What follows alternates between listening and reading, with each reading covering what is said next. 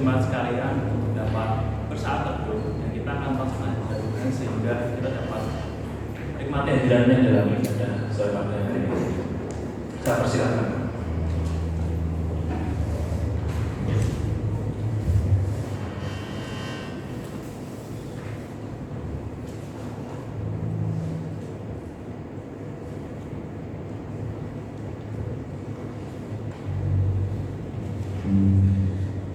Mazmur nomor 135 ayat 1 sampai 5. Hanya Tuhan yang patut dipuji. Haleluya. Pujilah nama Tuhan. Pujilah hai hamba-hamba Tuhan. Hai orang-orang yang ternamai di rumah Tuhan, di pelataran rumah Allah itu. Pujilah Tuhan, sebab Tuhan itu baik. Bermazmurlah bagi namanya, sebab nama itu indah. Sebab Tuhan telah memilih Yakub baginya, Israel menjadi milik kesayangannya. Sesungguhnya engkau tahu bahwa Tuhan itu maha besar dan Tuhan kita itu melebihi segala hal. Sebelum kita melakukan pujian, saya mengimbau kepada jemaat sekalian, bagi yang datang dan juga yang dari rumah dapat lihat dalam video kita.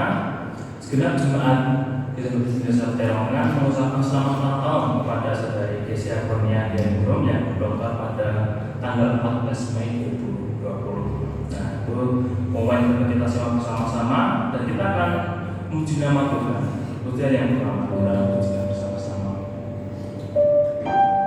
Thank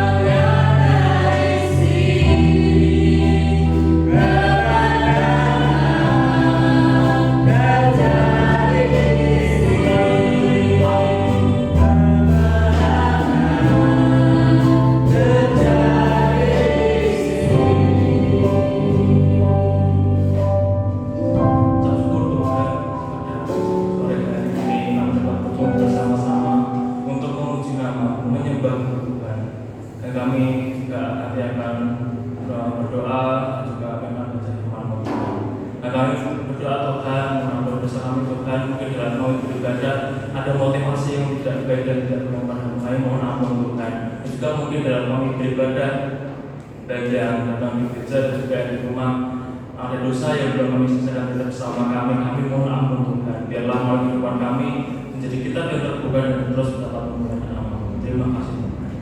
Amin. Kita akan bersama-sama puji Tuhan kembali. Kita akan pujikan lagu yang kedua.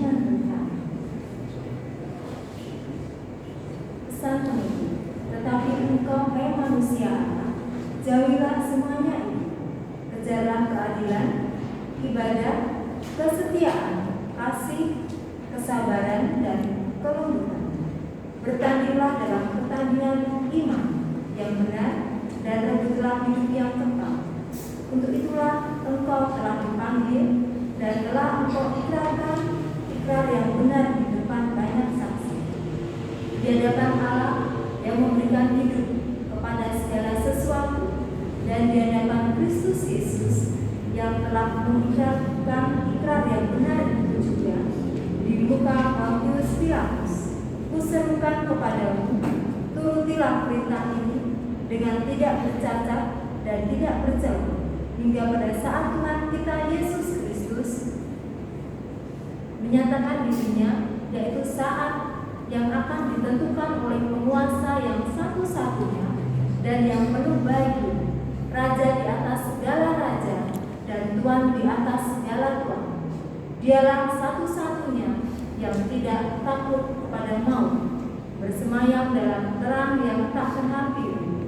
Seorang pun tak pernah melihat dia, dan memang manusia tidak dapat melihat dia.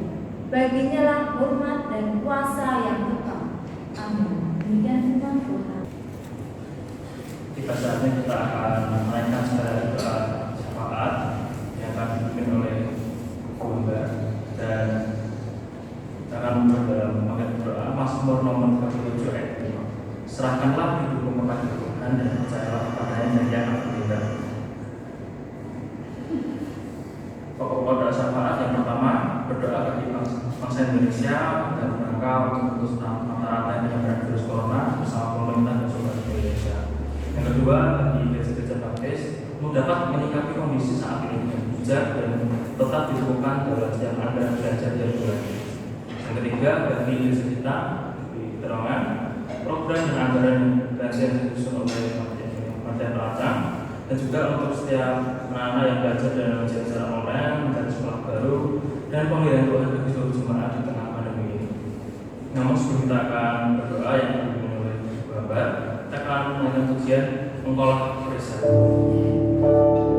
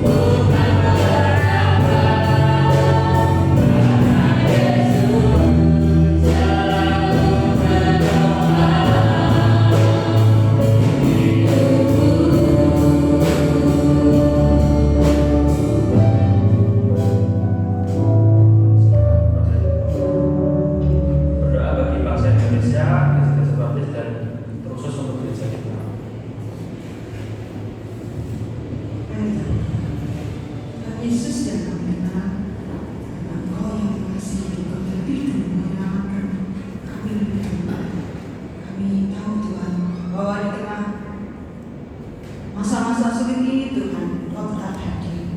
Karena itu janji dan Kau tidak pernah meninggalkan.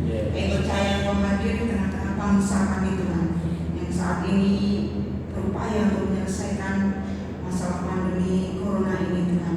Berkatilah Presiden kami Tuhan, berilah kesehatan kepada Presiden beserta jajaran kabinetnya, pemerintahan dari pusat sampai dengan daerah, para gubernur, bupati, wali kota, dan juga kelurahan, lurah, RW, RT, para anak-anak Tuhan, semua yang memikirkan hal ini Tuhan. Kiranya berkat-Mu menyertai mereka. Kami percaya Tuhan bahwa hari-hari ini kami boleh menerima kabar-kabar baik mengenai pandemi ini, dan kami percaya bahwa waktu Tuhan saat ini sudah memberikan janji-Mu Tuhan, bahwa beberapa hal kami boleh terima semakin baik, banyak kesembuhan, dan juga kami boleh mendengar bahwa segala Tuhan menjagai untuk setiap dokter-dokter, perawat, dan juga saat ini para pasien-pasien di rumah sakit. Tuhan berkati mereka, berikan kekuatan kepada mereka. Terima kasih Tuhan, Kau juga berkati pemulihan ekonomi di seluruh bangsa Indonesia ini. Kami percaya ada gejolak-gejolak di antara masyarakat. Kami percaya bahwa Engkau sudah menolong kami, bahwa Engkau yang meredakan semuanya itu, sama seperti Kau meredakan angin ribut. Kami percaya bahwa tidak ada hal-hal yang mengkhawatirkan bagi hidup bangsa kami. Terima kasih Bapa. Kami berdoa juga saat ini untuk gereja-gereja Tuhan yang terus untuk bertahan di dalam ibadah mereka, dalam penyembahan mereka. Kami mendoakan mereka Tuhan, gembala sidang, jemaat dimanapun mereka berada Tuhan, cukupkan mereka Tuhan, dan Kau akan yang panjang itu Tuhan, mampu untuk melakukan pekerjaan-pekerjaan Tuhan yang di luar akal mampu kami. Terima kasih Tuhan. Juga berdoa untuk gereja kami Tuhan. Kami doakan untuk keberadaan rencana anggaran belanja yang baru tahun 2020-2021 berkati para panitia perancang gereja Tuhan. Berikan hikmat manfaat-Mu untuk memikirkan yang baik, yang berkenan di hadapan Tuhan. Berikan hikmat-Mu Tuhan. Terima kasih Tuhan. Kau terus memberkati kecukupan dana untuk operasional gereja kami. Percaya juga anak-anak Tuhan yang sedang belajar di rumah karena pandemi ini, Tuhan berkati supaya tetap bertanggung jawab akan tugas dan tanggung jawabnya yang membutuhkan pekerjaan Tuhan. Kami percaya waktu Tuhan waktu yang paling baik, berkat Tuhan tidak terbatas. Kami percaya Tuhan memberikan berkat-berkat-Mu pada waktunya. Tuhan kami memuji Engkau di dalam nama Tuhan Yesus Kristus. Amin. Rasanya kita akan memberi yang terbaik untuk Tuhan, dan kita percaya bahwa dalam waktu-waktu yang sudah berjalan ini Tuhan telah memberikan dan Tuhan mempercayakan berkatnya bagi kita untuk kita kelola. Dan saatnya kita akan memberikan melalui persembahan dan persepuluhan. Mazmur nomor 50 ayat 14. Persembahkanlah syukur sebagai korban kepada Allah, dan bayarlah penasihat-Mu kepada yang Maha Tinggi. Sambil jemaat tetap memberikan persembahan persepuluhan, kita akan memujikan persembahan. Oh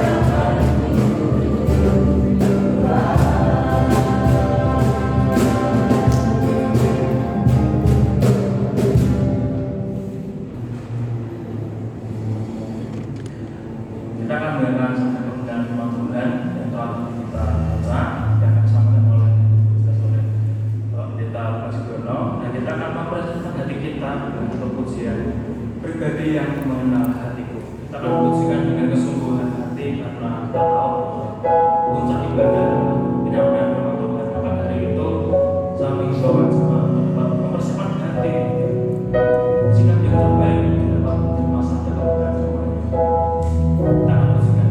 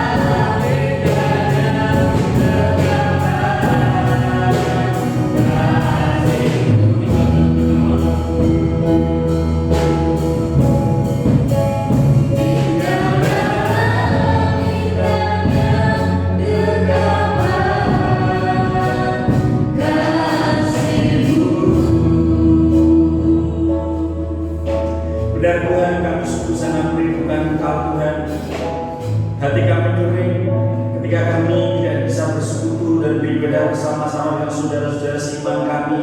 Hati kami kering, kerotan, dan biarlah firman-Mu ya Tuhan boleh memuaskan kami.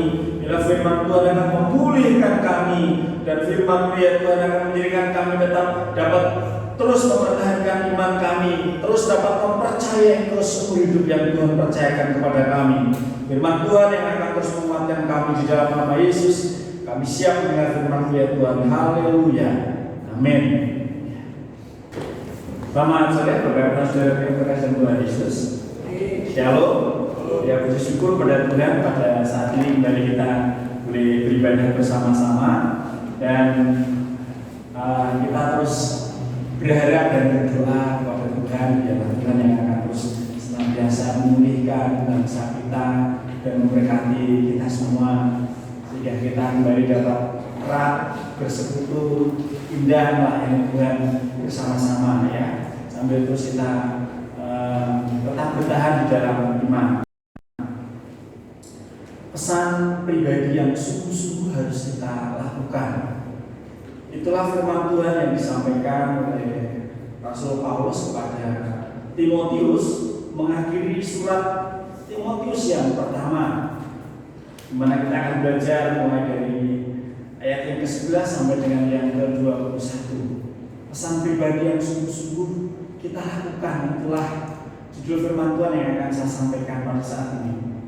Nah Bapak Ibu, panggilan untuk menjadi hamba Tuhan dan menjadi seorang Kristen itu adalah seumur hidup. Ya. Maka kita yang sungguh-sungguh dipilih oleh Tuhan seperti itu, biarlah kita menyadari bahwa panggilan kita itu adalah seumur hidup, di mana kita membutuhkan yang namanya ketahanan sampai akhir. Termasuk di dalam menghadapi wabah virus corona ini, Bapak Ibu. Sudah 2 bulan persis ya, gereja ini mengadakan ibadah secara terbatas seperti itu. Dan kita dihebohkan, kita menjadi paranoid, menjadi takut dengan berita-berita yang sungguh luar biasa. Dan kita menjadi seperti terkungkung, tidak bisa melakukan apa-apa. Bahkan termasuk ibadah persekutuan harus kita lakukan di rumah-rumah seperti itu. Kita juga bisa mengikuti secara live streaming melalui rekaman-rekaman dari gereja-gereja yang berlomba-lomba mengadakan live streaming, sehingga kita di rumah kadang-kala kurang cocok dengan gereja ini, dengan gerejaku yang berkhotbah ini, sehingga kita bisa dengan bebas membuka layanan YouTube. Kita bisa menikmati ibadah dengan hebahnya di gereja-gereja yang alat musiknya komplit seperti itu. Atau sebaliknya, tidak bisa mengikuti streaming, tidak bisa beribadah bersama-sama di rumah, akhirnya kita pelopro, takut keluar kemana-mana menjadi takut, termasuk ke gereja, termasuk beribadah bersama-sama. Ya memang tidak dianjurkan untuk beribadah bersama-sama dalam jumlah yang besar dulu. Tetapi itu kemudian yang perlu kita waspada adalah bagaimana kelanjutan nanti. Kalau jemaat sudah mulai nyaman, enjoy beribadah di rumah dan lain sebagainya, tentunya ini menjadi satu tantangan tersendiri. Termasuk ketua-ketua KPW, gembala-gembala KPW itu nanti harus bekerja keras kita bersama-sama untuk apa? Mengobarkan semangat lagi. Sebab apa Bapak Ibu? Sebab kita membutuhkan yang namanya ketahanan sampai akhir. Wabah virus corona ini kadang-kala ditunggangi oleh kuasa iblis untuk apa? Membuat kita takut, meninabobokan kita. Kita menjadi tidak ada kuasa, tidak ada roh, tidak ada semangat lagi untuk menyembah Tuhan. Maka Bapak Ibu, Rasul Paulus menasihati Timotius supaya bersungguh-sungguh atas panggilannya sebagai pelayan Kristen dan juga menjaga diri bersih dari hal-hal yang menjeratnya seperti cinta uang, lalu juga bertahan di dalam mengejar berbagai kebajikan Kristen. Demikian juga kita Bapak Ibu, kita yang hidup di era sekarang ini, Bahkan di tengah-tengah wabah pandemi yang begitu luar biasa, kematian di seluruh dunia sudah lumayan banyak, saudaraku, di atas hampir 300.000. Di Indonesia mendekati 1.000 orang dengan di atas 13.000 yang terpapar rupanya. Nah, kita harus bertahan di dalam segala keadaan dan situasi seperti ini sebagai seorang Kristen. Kita paling tidak ada 3 hal yang harus kita lakukan pada era-era sekarang ini menghadapi keadaan dan situasi yang tidak menguntungkan seperti ini. Yang pertama, kita diingatkan bahwa kita adalah sebagai manusia Allah. Dikatakan dalam ayat yang ke-11, tetapi engkau hai manusia Allah. Jadi kita sebagai orang-orang yang percaya kepada Kristus itu, yang telah diberi status baru oleh Tuhan, kita disebut sebagai manusia Allah. Nah, manusia Allah di dalam ayat ini memang pertama itu mengacu kepada Timotius sebagai seorang hamba Tuhan dan juga sebagai seorang Kristen dan pekerja Allah. Dan manusia Allah itu juga lazim pada perjanjian lama itu disebut sebagai seorang nabi. Dikatakan dalam 1 Samuel 9 ayat yang ke-6 itu, manusia Allah itu berarti memang manusia yang dipakai oleh Allah untuk menyuarakan suara Allah. Nah, manusia Allah ini juga disebut sebagai pekerja Allah. Orang-orang yang sungguh-sungguh percaya kepada Allah. Nah, kalau kita sebagai manusia Allah, itu kita harus memiliki ciri-ciri paling tidak 3 ciri yang disampaikan oleh Rasul Paulus. Ciri yang pertama sebagai manusia Allah dalam ayat yang ke-11 itu dikatakan sebagai kita harus mengejar. Apa itu mengejar? Kata mengejar itu berarti suatu perbuatan dengan penuh usaha dan kerja keras untuk terus melakukan tanpa kenal lelah. Itulah namanya mengejar. Tidak mudah lelah. Sama seperti di Paulus yang tadi pagi berbicara mengenai keadaan gulanya dan lain sebagainya. Puji Tuhan, saya juga agak tinggi, saudara. Kadang-kadang saya harus mendisiplin diri secara luar biasa. Sekarang kalau makan, saudara, makannya orang yang gulanya tinggi itu nggak boleh sampai kenyang. Tidak boleh sampai kenyang. Makanya saya makan dia dulu nasi dan mesti ada kalau burung sampai larat, saudara, wis entah. Lomat-lomatnya itu. Terus darahku harus ditutup supaya darah itu encer, harus gerak, makan vitamin. Sajane males, saudara. Yang namanya olahraga, gerak, jalan-jalan, ngapain nggak kelas seperti itu. Apalagi habis doa. Udah 3:30, jam 4 kurang seberapa, paling siap jam 4 sudah, saya tidak bisa tidur. Udah langsung berdoa sampai jam 5, setengah 6 seperti itu. Hujan, kadang kalau becek dan sebagainya, maka saya harus jalan-jalan, jalan rutin, sopok, lalu Google ke utara sampai TI ke sini jalan. Nah, Bapak Ibu, kadang-kadang ada rasa bosan dan malas. Tetapi ketika saya merasakan bosan dan malas untuk melakukan semua itu, maka itu sesungguhnya mempercepat kematian saya. Kita harus memiliki prinsip yang demikian, bahwa ketika kita itu diperintahkan oleh Tuhan untuk mengejar sesuatu, berarti Tuhan memiliki maksud agar gerakan seluruh organ tubuh kita itu kuat, sehat, iman rohani kita semakin kuat. Kita harus mengejar itu. Apa itu yang harus kita kejar? Di sini ada dalam ayat yang ke-11 dikatakan, jauhlah semuanya itu, kejarlah keadilan, ibadah, kesetiaan, kasih, kesabaran, dan kelembutan. Itu luar biasa, Bapak. Ada 6 hal yang harus kita kejar sebagai manusia Allah. Yang pertama itu berbicara tentang keadilan, berbicara tentang adil, berlaku adil, tidak bangcil dan mbak jelatan. Lalu ibadah seperti yang kita lakukan seperti ini. Mengapa orang Kristen harus beribadah? Sementara ada pandemi COVID-19 ini kita tetap harus beribadah di rumah-rumah. Mengapa itu harus kita lakukan?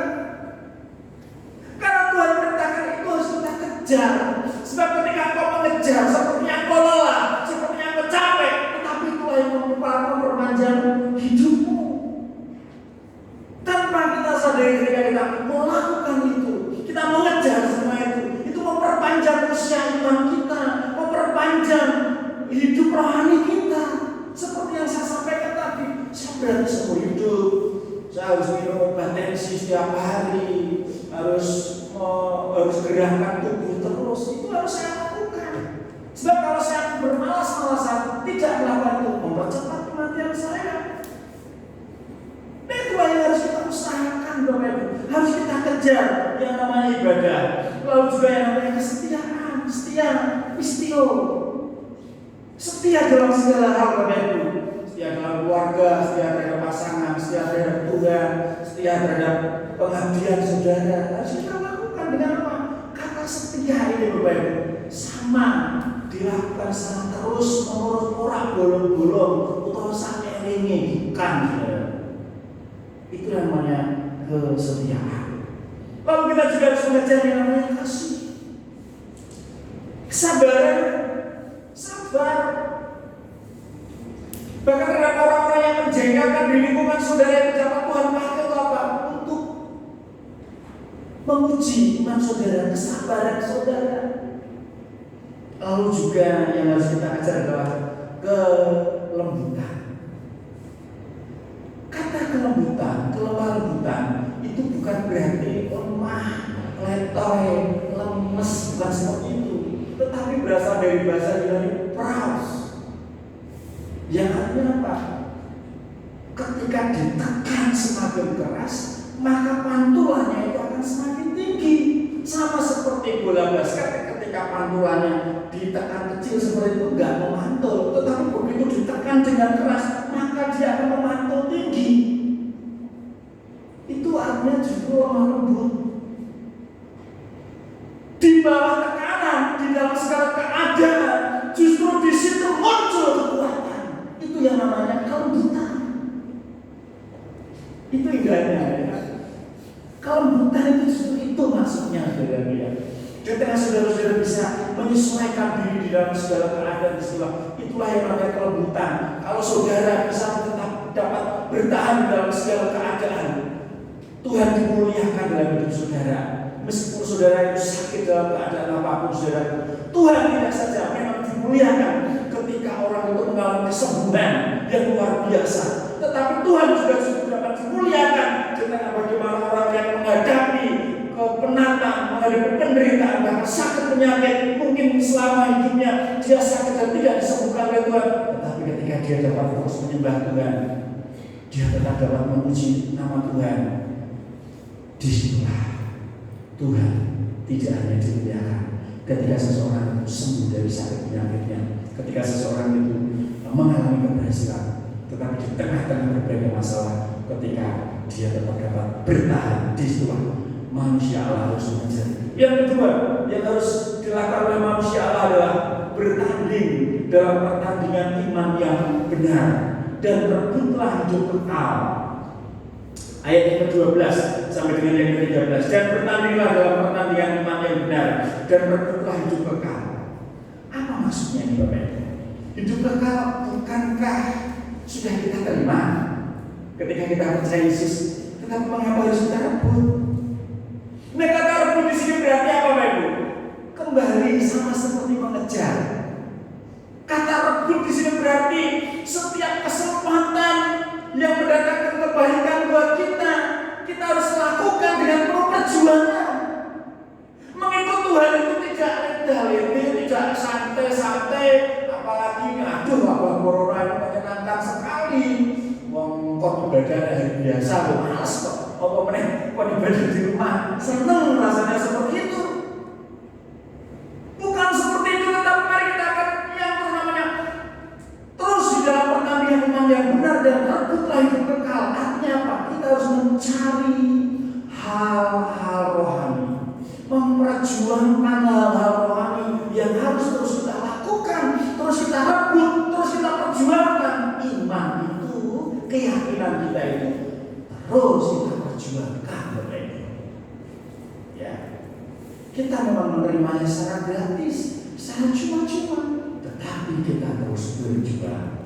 Dan sebagai manusia Allah yang harus kita lakukan yang ketiga adalah menuruti perintah Allah dengan tak bercacat dan celah. Ayat 14 dikatakan, turutilah perintah ini.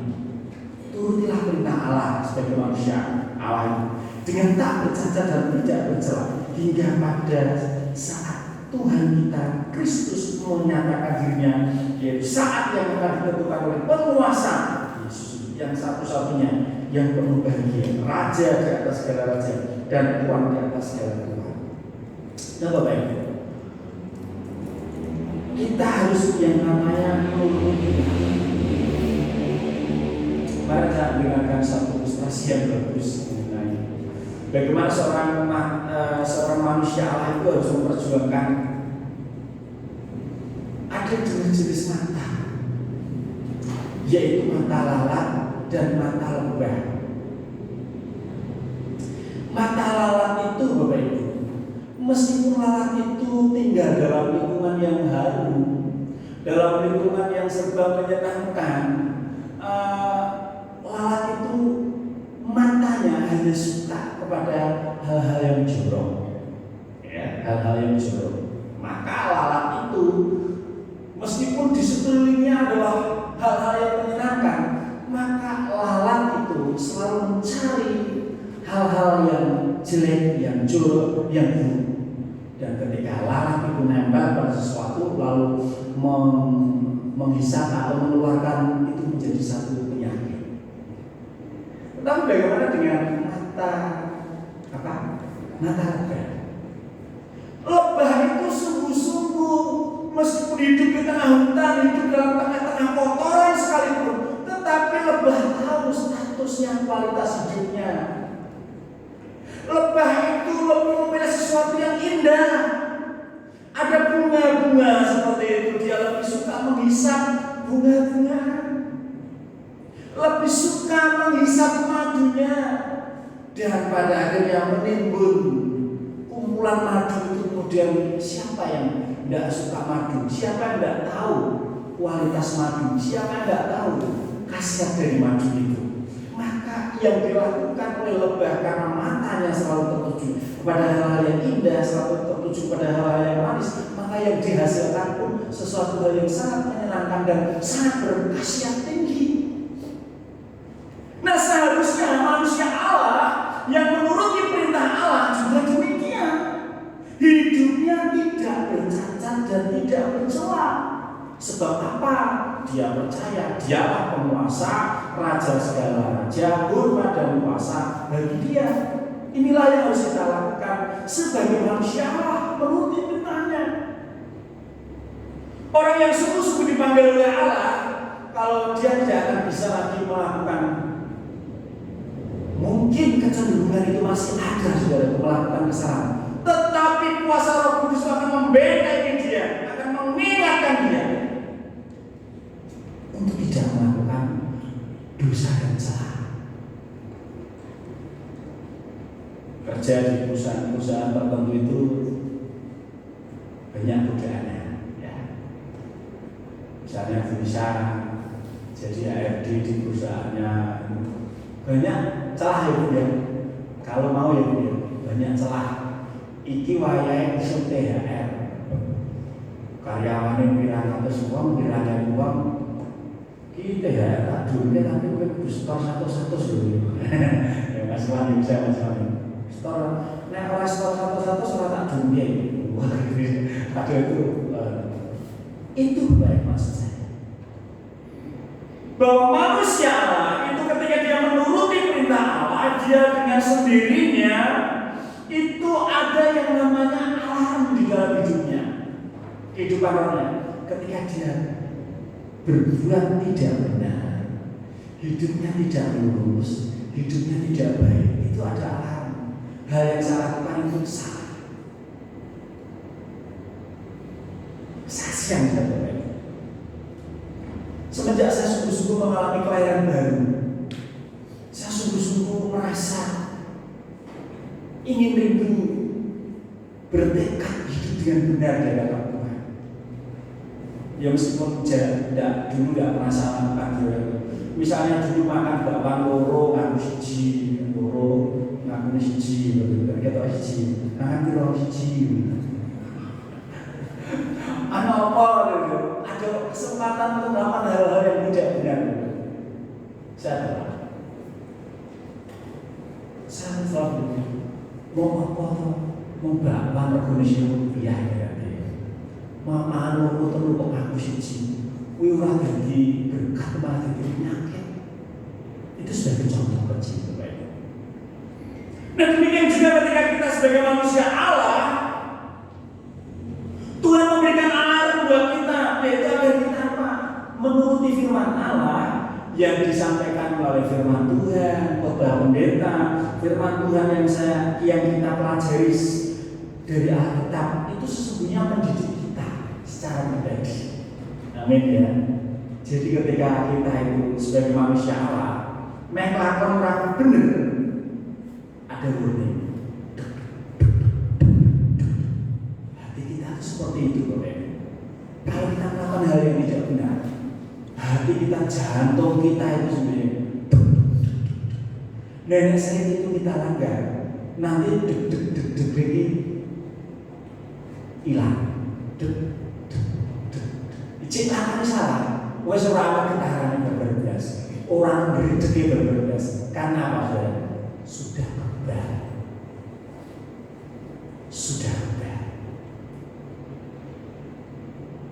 Sering kali melakukan kesalahan. Awalnya kita bergetar, takut, itu alarm. Tetapi ketika sering kita langgar itu, maka alarm itu akan menjadi hilang dalam hidup kita. Manusia Allah, 3 hal yang harus kita lakukan. Yang kedua, kita harus menggunakan penggunaan yang tepat atas hal-hal bendawi. Maksudnya apa dalam ayat yang ke-17 sampai 19? Peringatlah kepada orang-orang kaya.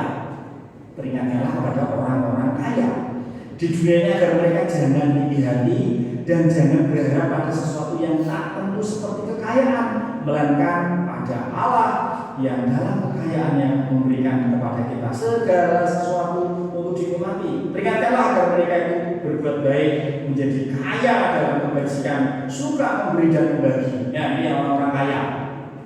Nah pada ayat 6 sampai dengan yang 10 yang sudah kita bahas minggu yang lalu, Rasul Paulus memperingatkan tentang bentuk negatif dari bahaya nafsu akan keuntungan materi atau duniawi. Akar segala kejahatan adalah cinta uang. Oleh karena mencintai uang, orang itu terjatuh dalam berbagai pencobaan. Nah kali ini ditambahkan lagi nasihat yang positif mengenai pemakaian yang tepat dari kemewahan atau harta bagi yang mempunyainya atau bagi orang kaya. Nah bagi orang kaya, ketika diberi karunia oleh Tuhan harta benda yang banyak, yang harus kita lakukan adalah jangan tinggi hati. Firman Tuhan bukan saya. Nek wong sugih iki aja sombong, aja congkak. Seganteng apapun kalau sombong dan congkak, semua cewek juga gak akan datang lagi. Secantik apapun, so UNESCO ya santai. Secantik apapun kalau kita itu sombong, jutek, judes, ya saudara akan menuai hasilnya secantik apapun. Nah, firman Tuhan katakan, nek jenengan diberi kekayaan oleh Tuhan itu, aja sombong. Nanti loh dikatakan dalam ayat 17. Ya jangan sombong, jangan tinggi hati. Dan yang kedua adalah jangan berharap pada kekayaan atau materi itu. Ketika kita menjadi sombong dan kita hanya berharap kepada materi, kita berprinsip bahwa segala sesuatu dapat didamaikan dengan uang. Segala sesuatu dapat dibeli dengan uang, kekayaan, dan sebagainya. Ketika hati kita berpaut dan mengandalkan semua itu, berarti iman kita sudah bergeser kepada hal-hal mamon, kepada hal-hal dunia. Kalau kita sudah bergeser kepada hal-hal segala sesuatu dapat diselesaikan dengan uang, maka disitulah kita yang namanya berharap pada kekayaan atau materi. Biasanya Bapak Ibu sudah banyak perusahaan-perusahaan pada bangkrut, apalagi dalam virus corona ini banyak orang-orang pada bingung. Kemarin ya, seharusnya itu kita mengambil punya ilmu semut juga ya. Nah, pas lagi panen kita harus kumpul ke harga benda. Ya, di surga dulu terutama persekutuan saya, terus kita bisa nabung dan sebagainya. Nah, pada masa seperti ini Bapak Ibu, Tuhan tak pernah janji langit selalu biru, tetapi Dia berjanji. Apa yang terjadi itu? Wah, Tuhan gak berjanji ketika kita menuntut langit selalu cerah biru seperti itu. Kalau demikian kita bisa terbuai, kita bisa lalai, dan mungkin juga kita tidak boleh berharap yang namanya hanya kepada uang, harta kekayaan, tetapi kita hanya berharap kepada Allah saja sebagai sumber segala kekayaan. Dan bagaimana yang ketiga, kita mempergunakan kekayaan itu, kita harus berbuat baik. Kita harus berbuat baik. Hanya pada masa-masa seperti ini, kebaikan itu perlu kita tunjukkan. Saudara memberi dari kelimpahan saudara pada saat semuanya itu saudara biasa wajar. Tapi pada masa sulit-sulit seperti ini Bapak, tunjukkan. Sekecil apapun dapat kita perbuat, dapat kita lakukan. Hal kecil kita bisa lakukan, saudara. Berbuat baik kalau saudara itu diberkati oleh Tuhan. Dari pagi dia Paulus yang menyampaikan, lebih baik mana mengumpulkan atau menanam. Mengumpulkan memang kelihatannya kita cepat sugih, kaya dan lain sebagainya, tetapi itu akan habis. Tapi berbeda dengan menanam. Ketika saudara menanam, ketika saudara pada saat mengalami drop sekalipun, mengalami kejatuhan sekalipun, apa yang sudah saudara tanam itu, firman Tuhan katakan, apa yang engkau tanam itu juga yang akan engkau tuai. Diamini itu saudara. Kita harus mengamini itu. Maka ketika saya dan saudara semua diberi kepercayaan titipan oleh Tuhan seperti itu, kita harus yang namanya berbuat baik. Dikatakan dalam ayat yang ke-18 tadi, peringatkanlah agar mereka itu berbuat baik, menjadi kaya dalam kebajikan.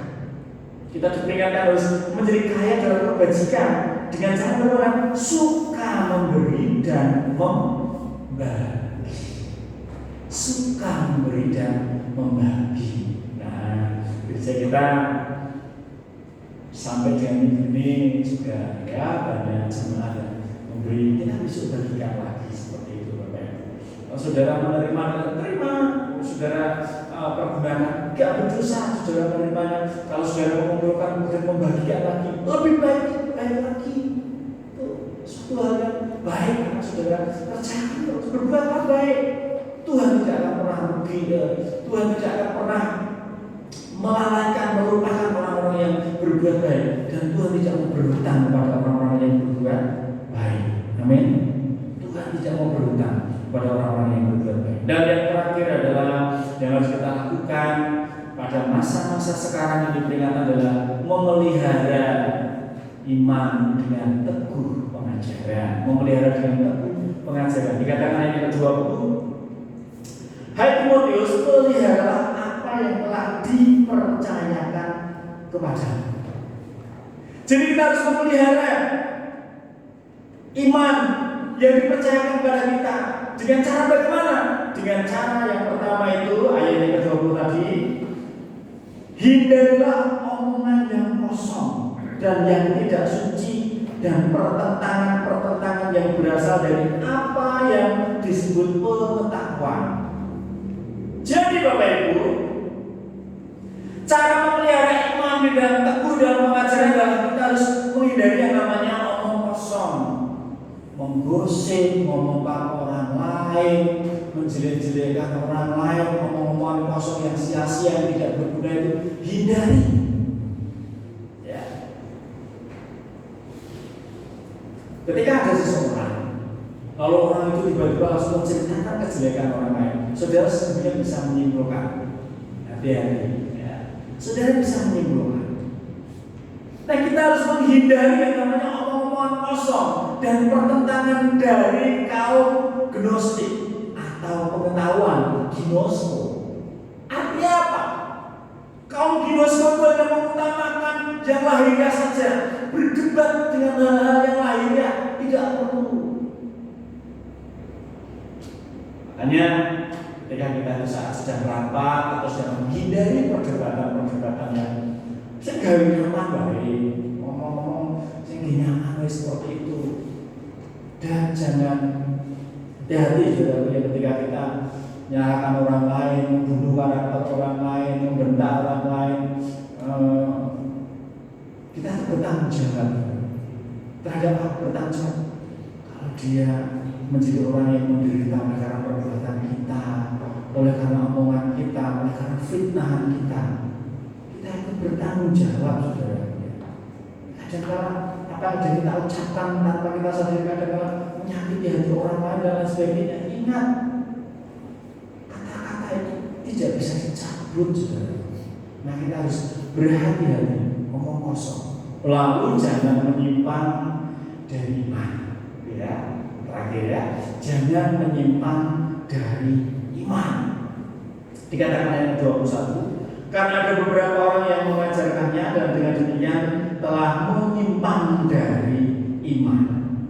Jadi Bapak Ibu, manusia Allah jangan menyimpang dari iman oleh apapun, apakah oleh pekerjaan, apakah oleh jodoh yang membelokkan iman kita, atau karena tekanan yang begitu berat seperti itu. Kita bisa menyimpang dari iman. Ada banyak faktor yang kita bisa menyimpang dari iman, tetapi ketika kita patuh, turut, menuruti firman Tuhan dan menyadari bahwa kita adalah manusia-manusia Allah, maka kita memiliki tanggung jawab untuk terus mempertahankan iman dengan teguh. Itulah peringatan-peringatan dari Rasul Paulus kepada para pembacanya. Amin. Tuhan memberkati. Mari kita berdoa. Kami mengucap syukur Engkau begitu baik terus mengajarkan kepada kami Tuhan, bagaimana kami Engkau peringatkan untuk terus senantiasa hidup dengan tulus, hidup dengan benar, seturut dengan kehendak firman Tuhan. Itulah Tuhan yang harus kami perjuangkan. Itulah Tuhan hidup kekal yang harus kami rebut, yang harus kami perjuangkan tiada henti. Terpujilah nama-Mu, kami ucap syukur ke firman-Mu. Tuhan, teguhkan iman kami, kuatkan kami di dalam nama Yesus. Amin. Kita akan berdiri, kita akan meresponi firman Tuhan dengan menyanyikan satu nyanyian menyenangkan. Firman Tuhan mendorong terus kita harus berjuang terus senantiasa menyenangkan hati Tuhan. Tuhanku mau menyenangkan.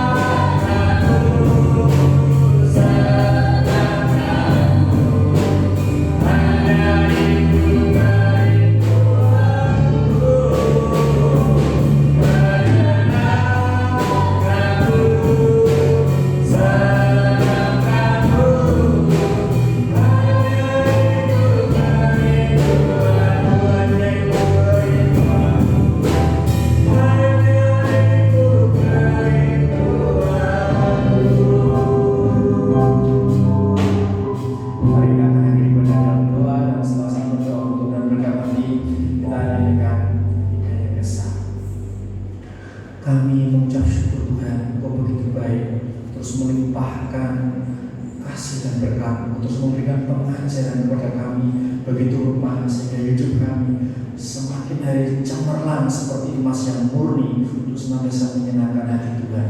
Jadi kiranya Tuhan mencurahkan berkat-Mu atas setiap saudara kami yang hadir pada saat ini, dan juga saudara-saudara kami yang beribadah di rumah masing-masing. Tuhan akan menolong, memberkati, memulihkan keadaan kami, mencukupkan segala hal yang kami butuhkan, memberkati rumah tangga kami, memulihkan dan menyembuhkan kami dari segala penderitaan, sakit, penyakit, dan kelemahan yang kami hadapi. Saudara yang terkasih Tuhan Yesus Kristus, Tuhan memberkati engkau dan melindungi engkau. Tuhan menyinari engkau dengan wajah-Nya dan memberiku kasih karunia.